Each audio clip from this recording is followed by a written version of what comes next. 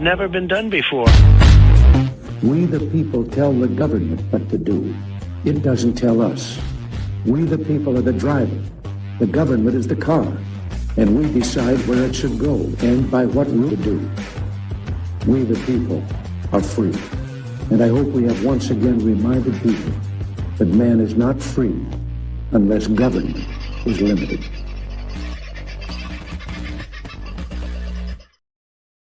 Well, g'day, folks. How are you? Back for the second time for the day. Managed to put the microphone in the right place, though you can't see it. Trust me, it's right here. And we're in for a very interesting chat tonight. Andrew first in the room tonight. Davo too. Well, a bit closer to airtime at about 5:15. Well done, mate. Hello, Donna. Nice to have you in. What the Aussie Sue, of course. Don't forget to like, share, and subscribe. I got it out before she said it. Oh, look, she said it. But yeah, please do remember to like, share, and subscribe, folks. Get this show out. It's going to be a killer tonight. We're going to talk all about the great taking. And if you're unaware of what the great taking is, I have one of the best brains in the business from Freedom Financial Solutions to help us out with it. Now, last time we spoke with her, she was in Bali. She was seeking something out of the forest, and I'm sure she found it because now she's surfing her way through other forests covered in snow this time round. G'day, Cass. How are you? Hello, how are you? Very good, very good. I'm pleased to see you're not in bandages or anything. No, I am looking a bit rough. Like I've just had a whole day on the ski slopes, zooming down the mountains. So I'm pretty red and sunburnt and windburnt. And but here we are. My dedication to the cause. I will even take time out of my ski holiday to have a chat. And did you take up the challenge from the kids? I mean, were you able to keep up? Nah, they're way faster than me. But I'm only like 30 seconds down the mountain behind them, so I'm doing pretty good for an old duck. You aren't doing too bad at all, and in fact, I'm just trying to find a video that you sent me today. I don't know that I can actually play it. It's the wrong format. I can't. So I was going to show them that they're doing pretty well. They're able to stay up. And you said you didn't fall over at all today. So congratulations. No, I pride myself on not falling. I don't like falling. I don't like pain. But, you know, I almost came a cropper at one stage at very high speed. Like it's called catching an edge, really high speed. I caught an edge and I thought, oh, shit. Because at that speed, my hips, my legs, my knees, non-existent after that. The knees are a bit of a worry because one of the photos that you posted from Bali, and then I noticed reposted today, showing your hyperextended knee. So you've got to be a bit careful doing things like that in the snow. Yeah, that's a yoga injury, believe it or not. So anyway, I'll work on that. Anyway, good. Right. So we're here tonight to talk about some more serious stuff. So I guess we better get on to it. So I've heard of the Great Recession. I've heard of the Great War. I've heard of the Great Reset. Now there is the Great Taking. I'm pretty much across the others. What is the Great Taking? So it's based on a book, and I've watched the podcast. I haven't read the whole book. I will admit that. It's a very difficult book to read in terms of its technical detail. But I have watched podcasts and summarized it and looked at it in lots of different ways. And I struggled to know how I would explain it because very, very technical concepts.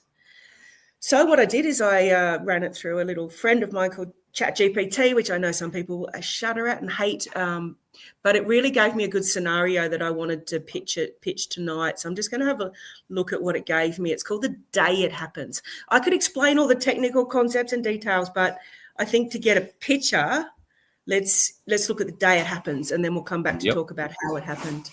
So the trigger will be something that I have been saying for quite some time. The world economy crashes.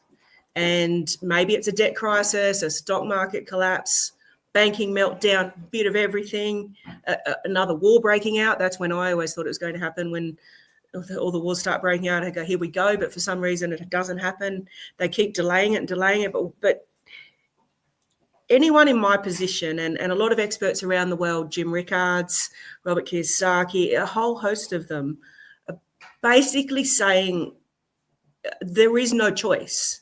We are beyond the point of no return. The debt in the world And I always question as an accountant, if we owe debt, who to? It must be the aliens, because the debt in the world is higher and higher and higher. But if we owe debt, who do we owe it to? But the debt is so high. The stock market is so high for just reasons that do not make any sense. We see so many things coming that it's inevitable. The world economy crashing, a Great Depression 2.0 is inevitable. It's just a matter of when. So back to the day it happens. So there's a trigger, something happens. And unfortunately, when these things happen, stock market crashes, etc., they happen so quick, space of half a day, everything can fall apart and it's too late. By the time the trigger happens, it's too late. Then what we see will be the government announcing, this is all based on the idea of the book. The government will announce that, oh no, the sky is falling. We need to stabilise the financial system to prevent a total collapse. So we've seen this before. When the aeroplanes hit the Twin Towers, I was only in my 20s. And as soon as I looked at that on the TV, I went, oh my God, I've got to buy some stocks. I've got to buy some shares. I knew everything was going to collapse.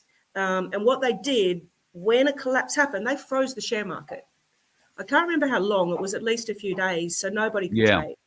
So when these things happen, and we see it also when companies start to fail, or a managed fund or a super fund that's been happening in Australia, a super fund fails, they freeze all trading. So when this happens, it's too late. They freeze all the trading, and then the government says, hey, let's stabilise the financial system. Government steps in. Big brother takes over. Love, love, love. Aren't we happy? Are we happy, Big Daddy? Big Daddy stepping in. Bank accounts get frozen. You wake up to find that you just can't withdraw your money. I mean, we're already finding out we can't withdraw our money. The bank says, oh, I'm sorry, your deposits are frozen and you'll get your money back eventually after the system has settled. Investments. So we've all known for a while about the bank accounts being seized. It's happened in so many other countries. But the book takes it a step further. Your investments get seized. So your retirement fund, your superannuation account, your bonds. The book goes even further to talk about your housing, and that they're saying the book is saying that the housing market is what we call now securitized. So it's no longer that you own that house. It's all on a big ledger and securitized. So the way the book is painting it out is that there's a certain level of government, the elite, or even above the government, that have set it all up so that when this happens, it's not only your bank accounts, your super, your stocks, your bonds, it's even now your house. Wow. And that could be done by the banks calling in a mortgage, or the banks raising interest rates to a level that you just can't pay your debt, so you have to hand over the keys to your house. And that's why it's called the Great Taking. It's taking all of the assets of all of us and putting them in the hands of a very small group of elite people. It goes further on. Even then, its businesses will start failing because they can't get their loans anymore. They shut down. People lose jobs. It's a Great Depression 2.0. People can't pay rent. They can't buy essentials. Protests erupt. Anarchy. And we don't see it in Australia much the way they see it in America, where just anarchy, protests take over the streets. People smash into the shops and steal things. But anyway, so then where we end up with all of that, according to the book, is we enter a new normal. Most of the wealth and property ends up in the hands of the major corporations and certain families in the world. Ordinary people end up owning nothing, renting everything. Including your homes, your cars, your equipment. So, I mean, I don't know who knows the saying, you will, you will own nothing and you will be happy. That actually was a slogan for the, what was it called, Carl? The New World Order. This is not conspiracy. They ran an advertising campaign. You will... you will own nothing and you will own nothing and be happy. Yeah. Yeah, that was the 2030 agenda, Agenda 21, which they've now made Agenda 2030. That was their slogan. You will own nothing and be happy. sure. Yep. I'm happy to hand over all my assets to somebody and be happy.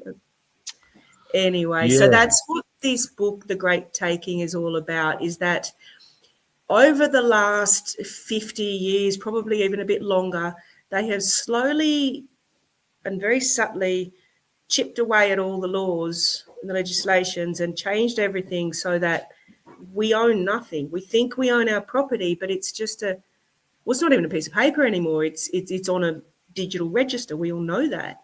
We don't even own have the piece of paper anymore. So it's all on a digital register. Do we really own it? According to the book, The Great Taking, we don't own even our own properties. Yeah. In fact, even down to your personal goods and chattels. Like if you've got a watch or you've got a necklace that's, been handed down, an heirloom, if you like, and been handed down through your family, you don't own that. And in The Great Taking, is there any credit given for what they take? Yeah, of course. They'll take your bank deposits and say, we're just freezing them for now. You can have them back at some stage. We do have the legislation. At that point, when they freeze that, the difference between your bank deposits and my bank deposits is very different. But that puts everybody, other than whatever available cash, I suppose, they have on hand, that puts everybody on a level playing field, yes? Well, we don't know what they'll do. So, for example, one is Cyprus. They woke up and they just took, can't recall exactly, it's in one of my other speeches, they took anyone who had more than 200,000 in the bank, they only took the bit above that. Or no, I think they just took 10% of everybody's bank account. I can't quite remember, but basically they could decide whichever way they want to do it. We have got this loose in Australia, a $200,000 government guarantee, where if the bank fails, the government guarantees 200,000. But that is so ancient, that legislation now. I think it's been superseded because we've got a legislation, I can't remember the name of it, we call it the Bail-in Act. I can't remember the really long title of it anymore. But the Bail-in Act enables the banks and the government to turn your savings in the bank into shares in the bank instead. So your bank deposit is no longer a bank deposit. It's a loan to the bank. And when you make a loan to somebody, like let's just, you and me, Carl, I make a loan to you, and then all of a sudden you can't pay it back. There's not much I can do about it. No. So we've Other all than put out... take back whatever property or whatever I used the money to buy. And we haven't given any security. So we've gone, let's say you've got $100,000 sitting in the bank. You don't have any security. You've just put $100,000 in the bank. And then the bank says, oh, thank you for that. Sorry, we can't pay you that back at the moment. Sorry about that. But we're going to give you shares, or we're going to give you this little IOU paperwork. And you just have to go, oh, just like any time somebody borrows money and they say, I can't pay it back, what are you going to do? You're at the whim of them, and you've just got to sit and wait. So that's the scenario. The banks say, no, sorry, we have to keep your money. And I think I've spoken about this at length, and people may remember me talking about it before, that the legislation, the Bail-in Act, enables the banks to do that. It's in legislation. There were certain parties, Pauline Hanson's party, who stood up against it, but they tried to get bank deposits excluded, but they couldn't.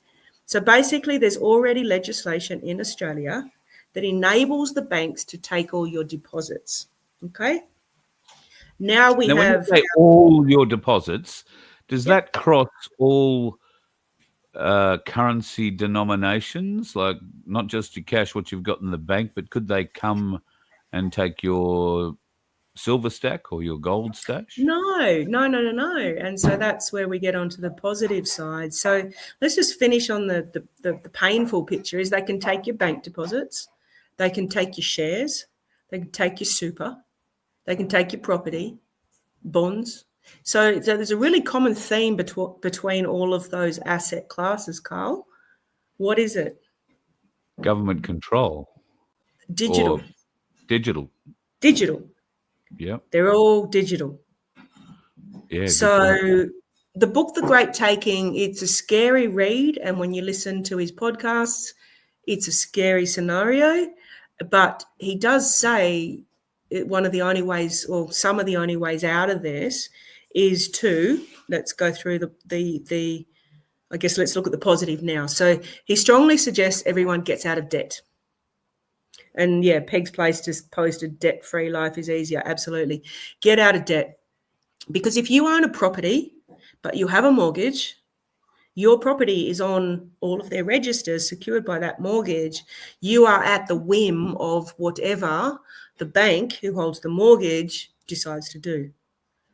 And the legislation and all the laws that they've been slowly changing over all of the years is giving them more and more power and more control. I would challenge anyone that the 200-page mortgage document that you signed when you took on your mortgage, did you read all of that? Do you understand every paragraph? Wow. I mean, I was a mortgage broker. I think I still am a mortgage broker. I was for 25 years. I don't think I even read a mortgage. You basically have to sign the document if you want the money.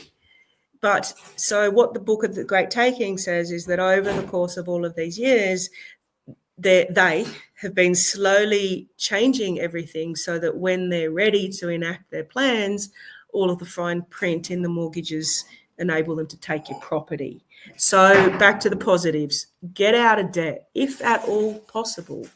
Get out of debt and own your property outright. Some people out there listening will just be going, well, how is that possible? I have had a lot of clients over the last 2 to 3 years that have got themselves out of debt. They've given up on the multi-million-dollar mansion in the zoning that the kids' school goes to and all the private school. They've given up on that and just gone, I'm selling the home and buying a camper van and traveling Australia and homeschooling my kids. But that may seem like an extreme step, but I can tell you, the people that have done that, my clients, are happier than any of my other clients that are struggling with debt. And oh my God, I've had one client, oh my God, we can't pay the mortgage. We're working 3 jobs. We don't have any time with our kids. We're stressed to the max. Our marriage is falling apart. The kids are acting out. But, you know, we have to keep paying this mortgage because we have to be in this $2 million home 2 kilometers from the best private school in Sydney because we have to do that. I'm like, really? You really have to do that? It's your choice. It's your choice. On the other hand, I've got clients who are traveling around Australia and a Winnebago and they're happy as Larry. So, all right, the advice in the book is get out of debt. Get out of debt if at all possible. If it means downsizing, if it means selling the investment properties, get out of debt. And then his other suggestion is get cold, hard, physical assets, gold and silver. So back to Carl's question, the digital, everything that they can take is everything that's on a digital register. If you go and buy physical gold and silver from anyone really, but also from our mates at Ainsley Bullion, physical gold and silver, you hold it in your hands. I normally have a prop where I show you a piece, but I'm at the snow. If you hold that physical gold in your hand and bury it in your backyard or put it under your bed or put it wherever, no, they can't take it. The Great Taking cannot take those assets. This might be the ideal time to show people our little Voice of Freedom 1 ounce little holders. Hide them anywhere, in a pocket, take them with you anywhere. Very useful with the world crashing. You know, those little 1/10 of an ounce rounds will be very useful indeed. And when you look good for trading, Carl. When they go up in value, that'll be, you know, a cup of coffee, a dinner, or whatever it is. So yeah, so the book of The Great Taking, it's very scary, but the end suggestions: get out of debt, get physical assets like gold and silver. And then his final suggestion, and this is the interesting one that I guess might lead into other topics, Carl, about what's going on at the moment in the world or in Australia.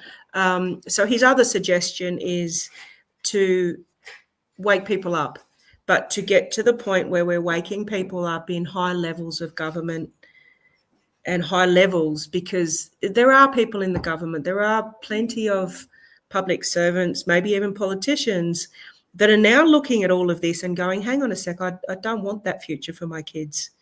We need more people to stand up, and we need more people in higher levels to stand up, because everybody, a lot of us watching this show tonight, we are just seen as conspiracy theorists. Yeah. But what's happening in this book, yes, it could easily be labeled a conspiracy theory, but is it?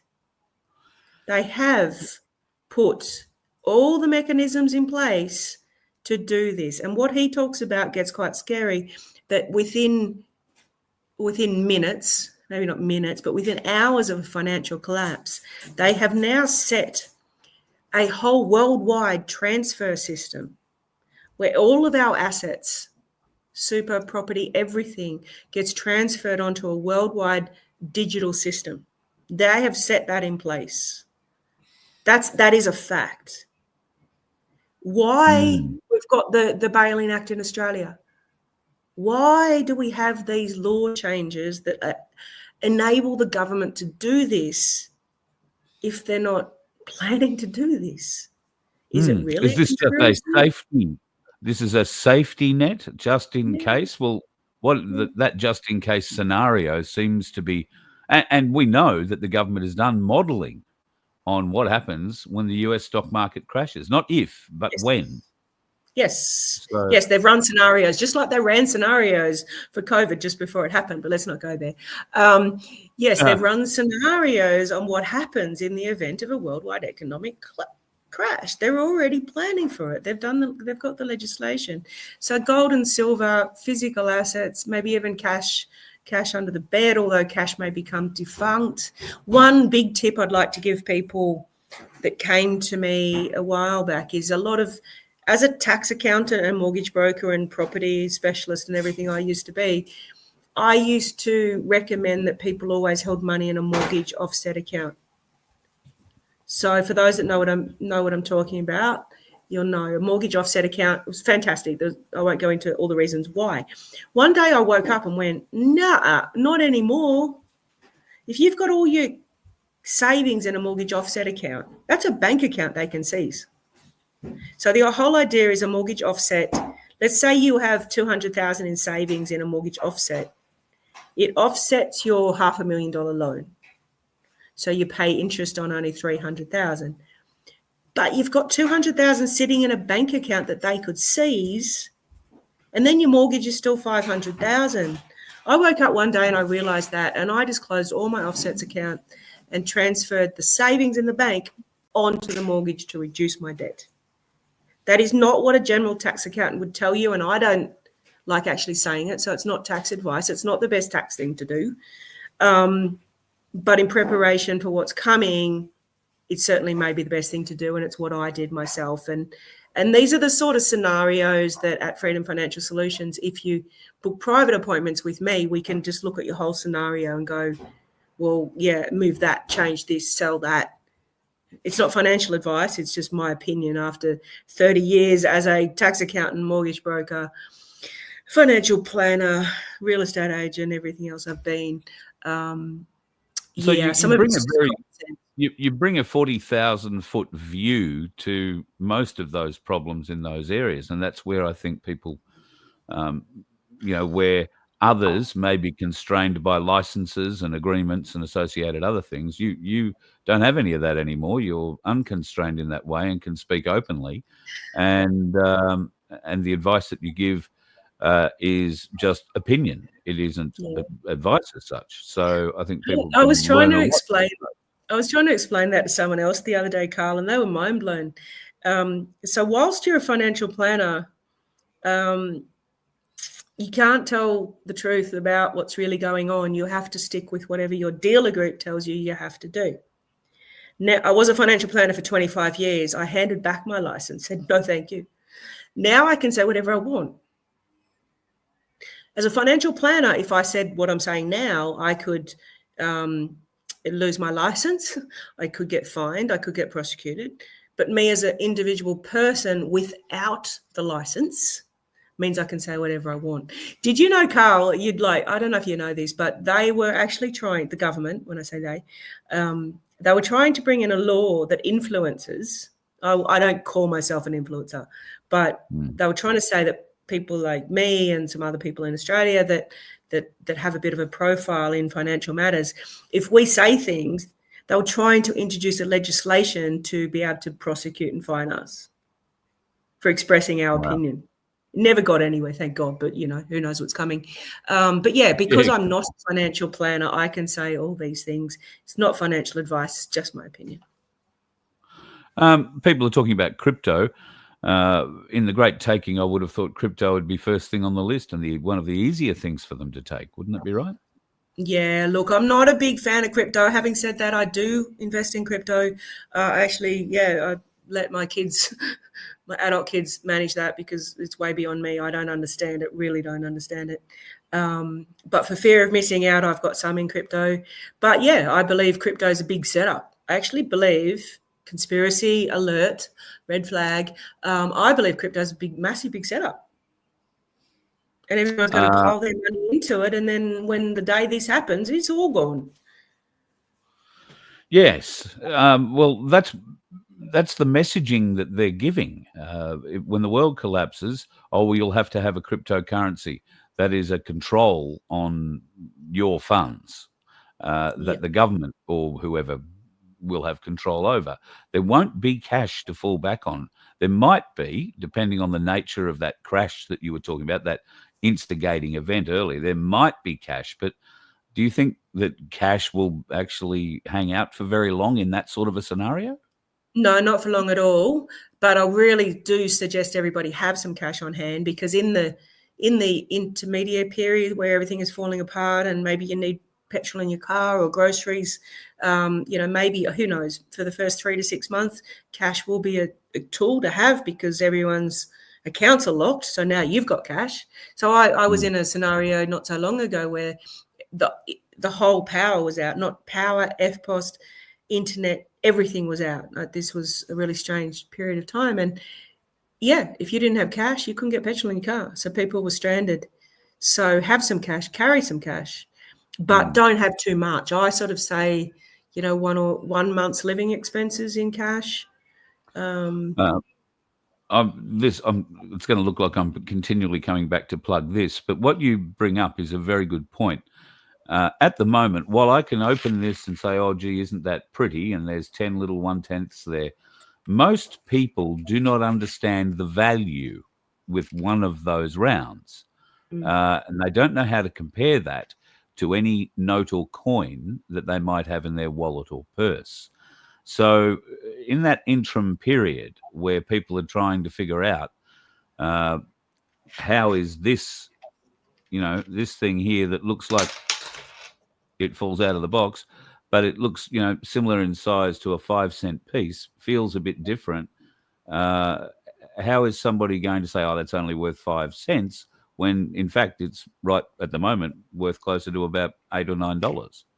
So, well, at the moment, while the internet everything's fine on the internet, that is valued. Like, I think the value changes every 5 minutes. Every 5 minutes, you get a reset of what the silver and gold is worth. So it's always there. You can look that up at any given time.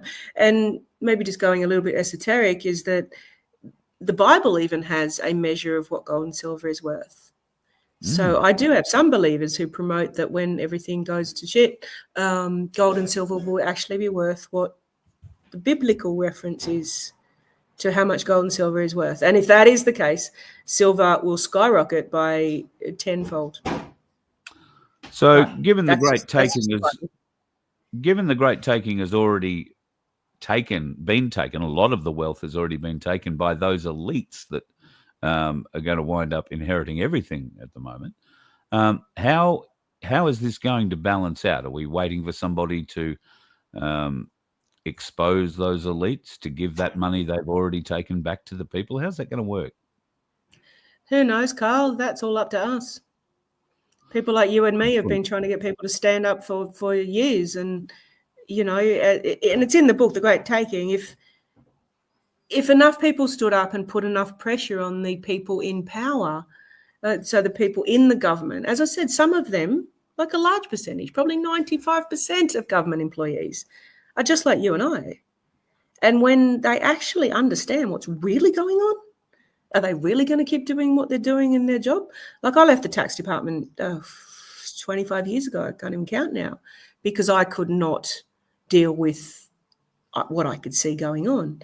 And yeah, the book The Great Taking says that when enough people, even in those high levels, start waking up and going, hang on a sec, this is not really what I planned for my children and my grandchildren, and no, I don't want this, then maybe they will stand up. And then if it's not them, then it's maybe the men on the white horses. We're still waiting for them, aren't we? Yes, and I'm led to believe, and I do believe, that there is evidence of that happening on a daily basis almost in America at the moment. Somebody popped up in the chat there before. The American currency is expected to fall over in the next 3 weeks, and maybe you can explain, because you understand these things a little better than me. Trump at the moment, with tariffs and unbelievable figures in some cases for tariffs, 145% or on this or that. How is this protecting the US dollar against the pressure it's feeling from the BRICS nations and the other global pressures on it at the moment? Yeah, absolutely no idea, Carl. You should have warned me about that question. Sorry, I only thought of it as we were talking about it. Yeah, I look, everything I see on Trump these days, I just flick straight past. I don't want to get involved, because it seems to change every bloody week anyway. And he announced a big tariff on gold that seemed to be absolutely going to shoot gold up, and then I don't know how many, it was within 24 hours he retracted it. So it's like, yeah, I don't. It's a common question we get about, what will this legislation, what will this proposal, what will this do? I sort of wait till it's in place before I really start turning my attention to it. So with the tariffs, who knows? I just think it just adds to the world instability. Every single day I think what is more notable is what he's doing with, isn't he calling in the National Guard to... Yeah, Washington, D.C. being federalized, and having the National Guard on the streets, apparently on the streets as of last night, our time. They're not patrolling the streets, but they are parked up at key locations. And there has been an awful lot of flashing official lights in cities around America, with certain Secret Service and other agents arresting a lot of people. So a lot of those people might find themselves in Washington under the protection of the National Guard in the near future. Fingers crossed. So yeah, it's crazy.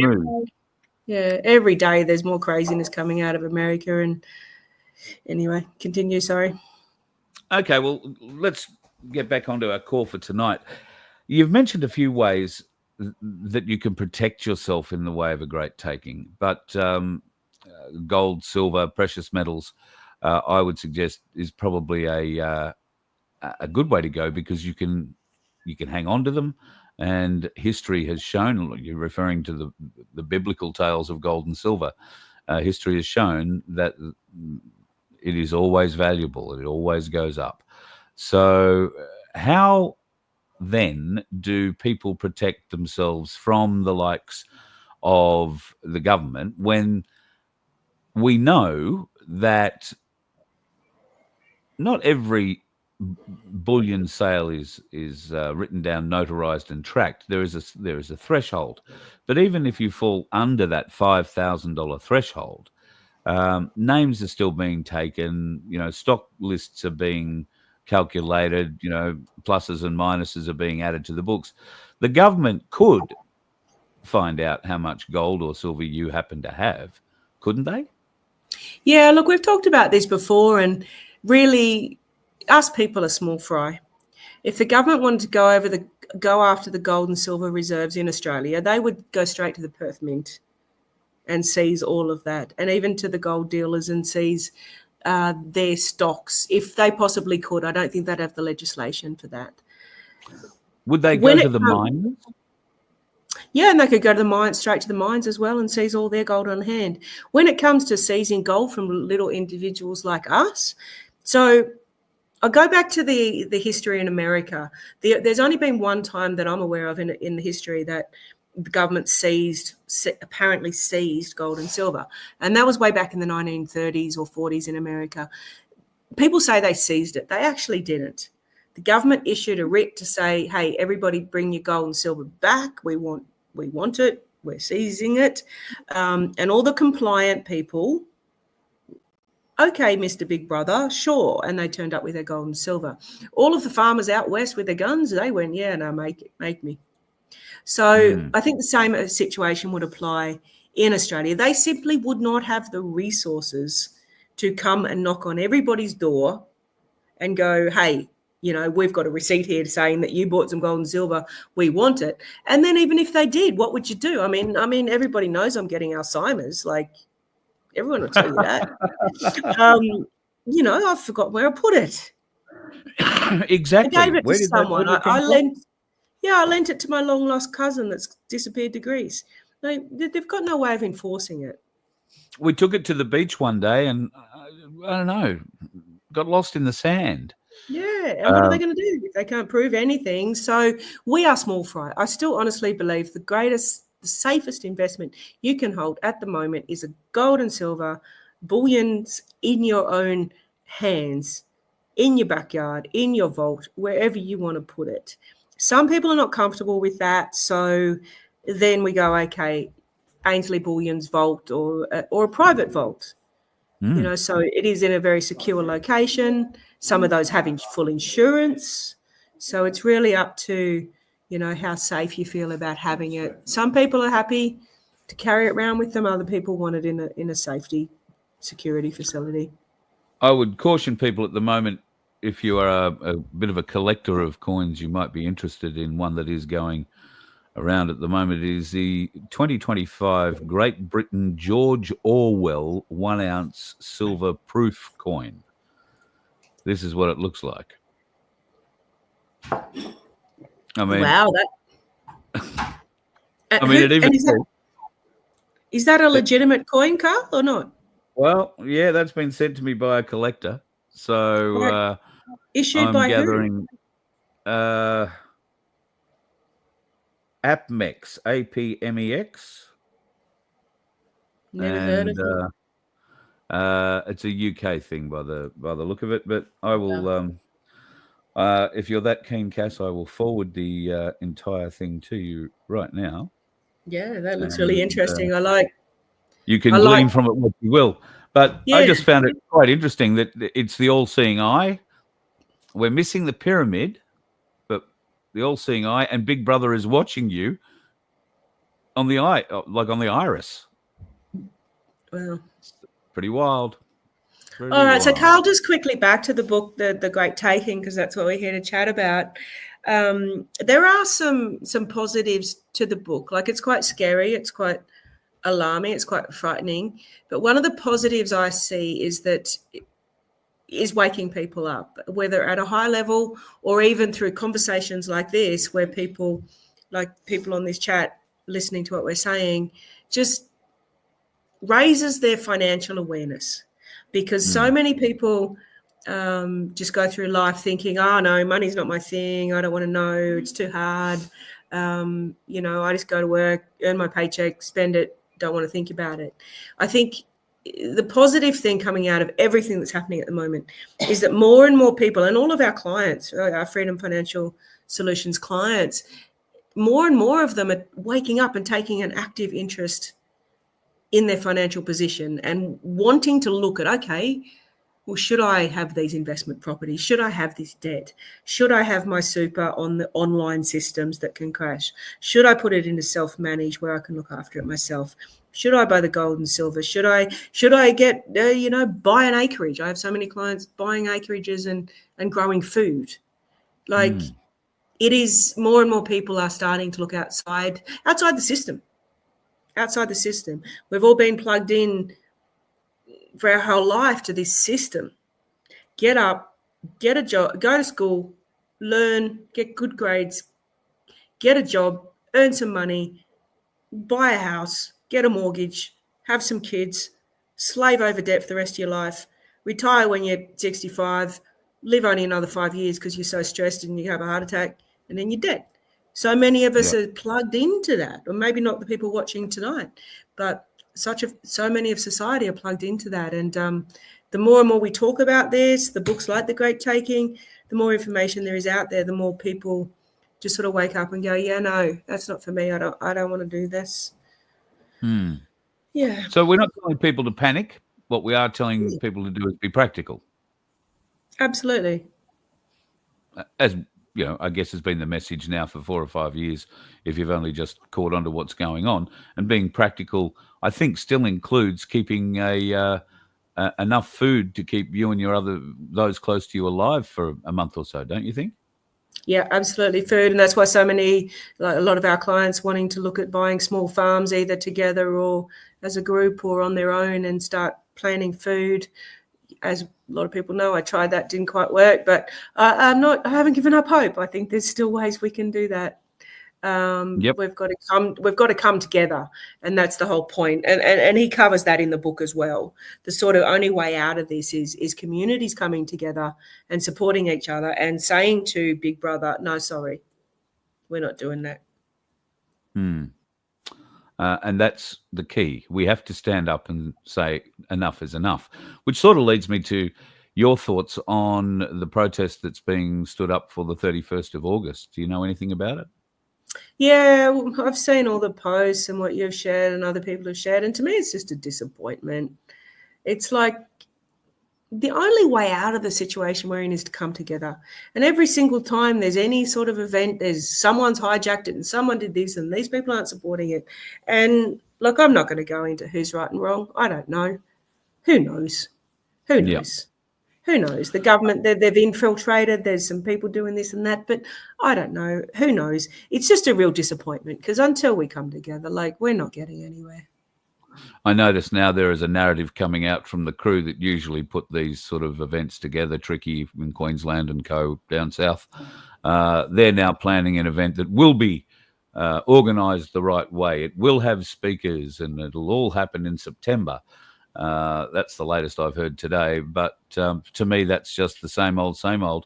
The reason people are so freaked out that they don't know who's going to be speaking at these events around the country is because the people who provide the stages and the microphones usually get to control who does the speaking.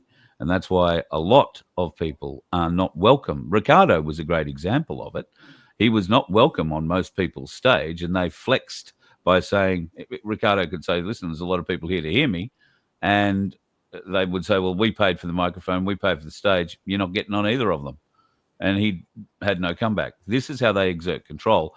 And the same old group is coming back out to the fore for a march that'll be more about Australia than anything else before. But you know, it'll have political backing, political speakers, because have no doubt it's political parties that provide a lot of the money for those stages and the sound equipment and everything else. So so that's, you know, the latest news on that. And yeah, it's a bit disappointing. I think the Australian, what are they calling themselves? The Australian Civil Army, no, I think it's Army. Don't think it's militia. Yeah, don't say militia. It's a bad word. I think the Australian Civilian Army have claimed ownership of this event now. And I've watched a couple of the videos that the fella has put out, and he speaks very, very well. And everything he says is, by and large, everything we are talking about and as Australians want for our country, for our children, for their future, and for our children's children's future. We are seeing that eroded. Now, it remains to be seen how badly eroded that protest will be on the 31st of August. So yeah, it's just a mess. I mean, it comes back to, I was arranging a protest on Budget Day when I was with Clive Palmer's party, and we arranged the Budget Day rally on the lawns of Parliament House, and it was going to be a massively big day, fantastic turn up. And then all of a sudden, people did exactly the same thing, said, oh, don't turn up. It's going to be infiltrated. There's going to be violence and people are going to get hurt. And destroyed the whole rally. For what purpose? Yeah. So it just disappoints me. And that's why I don't, you know, Carl, you've known me for a while now, and you've wanted me to get involved in some of the protests and things. And I simply won't, because, you know, we've been there, we've done that. Mary Jane, my business partner, we've done that. We've arranged big rallies. We've spoken on the stages. And to what purpose? So what we prefer is to be like what we're doing, running a firm and helping people financially prepare for what's coming, because now we've got a proactive solution. We can't change the world. Standing on a stage and running a rally, that's not going to change the world. But what we do, we can help people one by one, at least change their own situation, so that when whatever happens, they're in the best possible scenario. And the best way that people can get in contact with you if they have questions, and in fact, I think it was only last night or the night before I was talking about self-managed super funds. There is more pressure on another super fund in the country. It looks like it's going to bubble under. And people, unbelievably, hadn't heard that they could manage their own super. I was talking to two of them yesterday. So Freedom Financial Solutions obviously has been doing that now for some time, setting these things up, not in world record time, but you girls really know your shit and you're getting it done pretty quick. Yeah. So self-managed super fund is as simple as it sounds. It's self-managed. But you can employ people like us to actually do most of the management for you. There are things you will still need to do, paperwork you need to sign, decisions you need to make. But a self-managed super fund means you're controlling your wealth. So you can get it out of what I call the online systems and into your own bank account and into your own gold and silver in your own hands, buried under your bed, in a vault, wherever you want it. And yeah, that's your money, your superannuation. People think, oh, well, it's in the future, it's when I'm 65, whatever. No, that superannuation balance that sits there on your online account is your money, and you can get it out into self-managed super fund and control it. And that's what Mary Jane and I and Freedom Financial Solutions do. But Freedom Financial Solutions only been around for a few years. I can't remember the start date, but I have been around for way too long. I shouldn't say that, touch wood. I have been in the self-managed super fund space for 30 years. And I know that because my eldest son is 27. And yeah, I started doing SMSF advice when he was still in my tummy. So it's been around for a very, very long time. I've been involved in it for a very, very long time. It's the best thing since sliced bread is what I always say. But I'm not just here about plugging myself. This is just a way you can control your money and get it out of the system before whatever.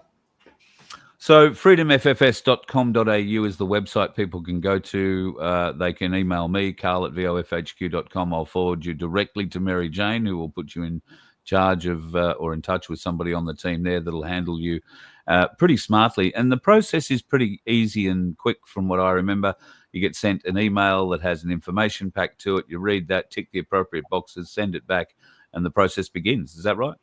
Yeah, absolutely. You fill in a form, send it back to us, and the process begins. Like the quickest one we've done, I think Mary Jane said was 17 days or 21 days. That's really quick. Normally it's 4 to 6 weeks, 8 weeks. It really depends on how quick you do the paperwork and then how quick the exiting super fund.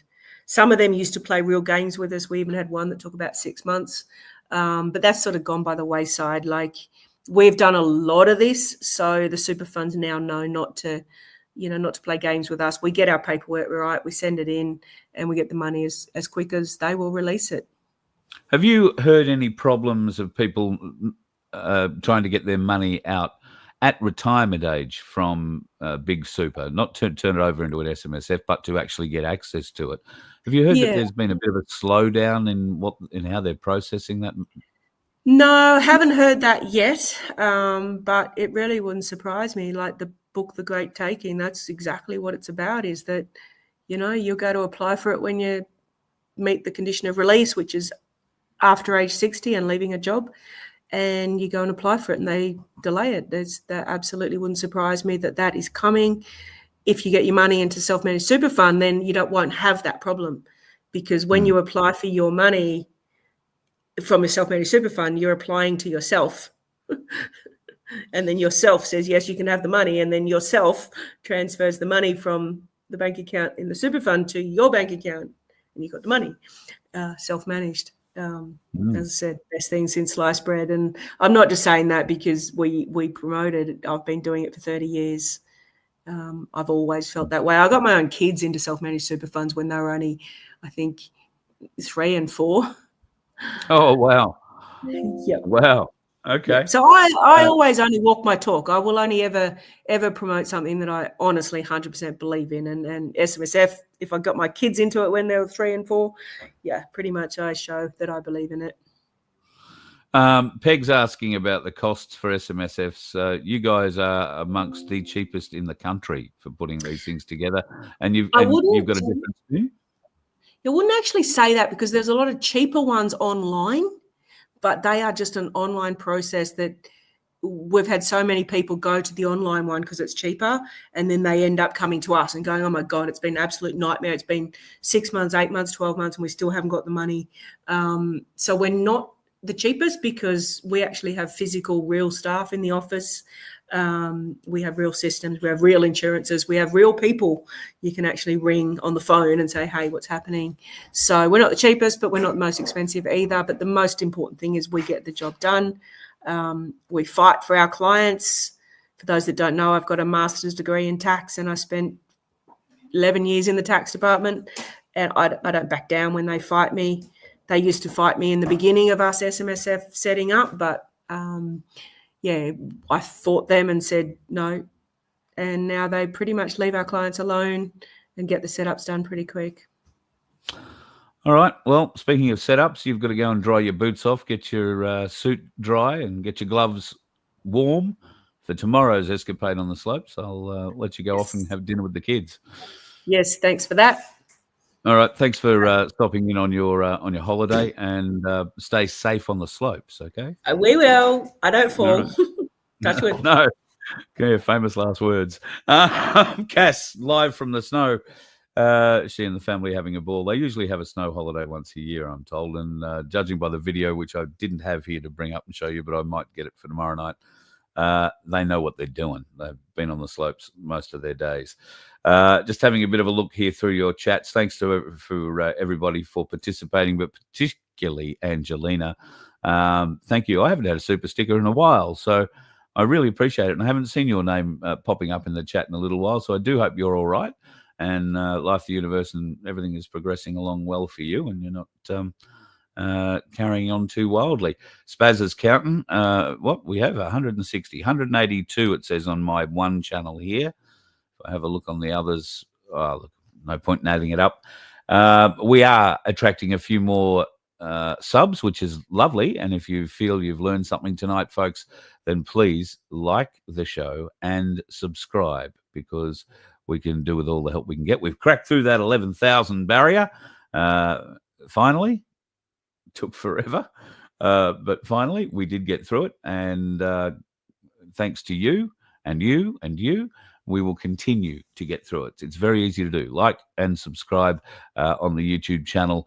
And if you can't find our main YouTube channel to do it on, youtube.com/the @VOF, and like that channel, subscribe to that channel, and you'd be really helping us out, as you would be if you want to get yourself into our gold lot. Well, it's not gold yet.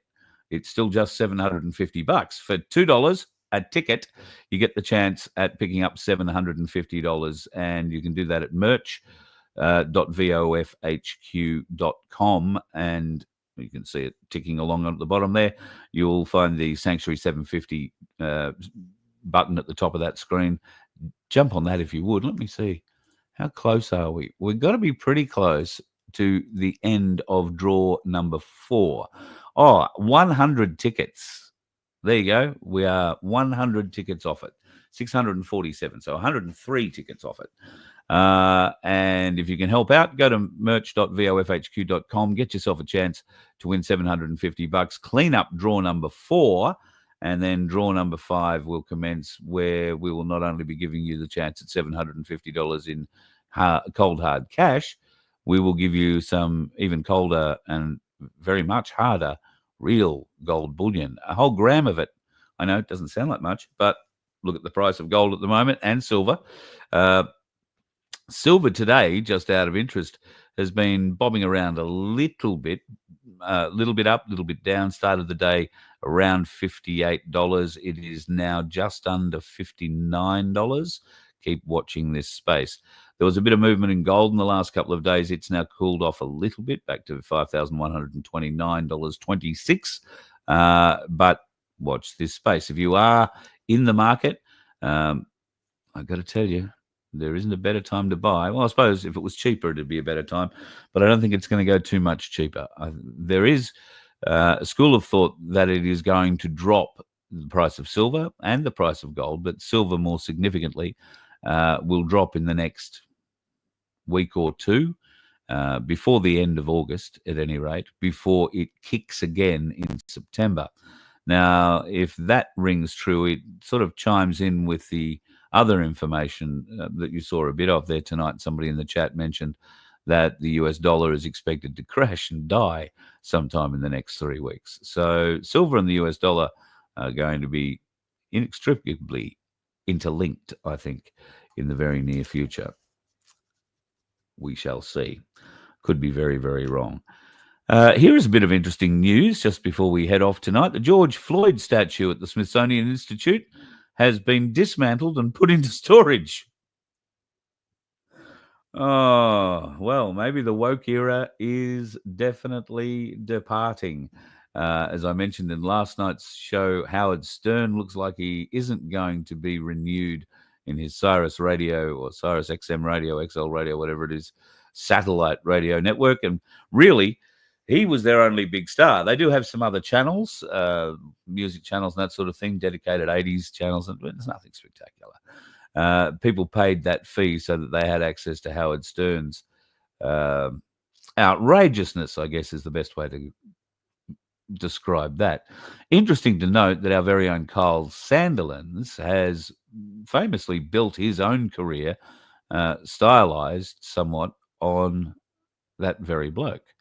So if Howard Stern can fall over and not get a radio contract, I wonder whether or not the Australian Radio Network, who are currently paying Jackie O and Kyle Sandilands in the realm of $200 million for 10 years, I wonder if they're going to be able to back out of that and pay them out, because you can be guaranteed there'll be a lot of money swapping hands. That's not going to be the case with Howard Stern, because he came to the end of the contract, and by the looks of it, the satellite radio network has decided not to bother renegotiating.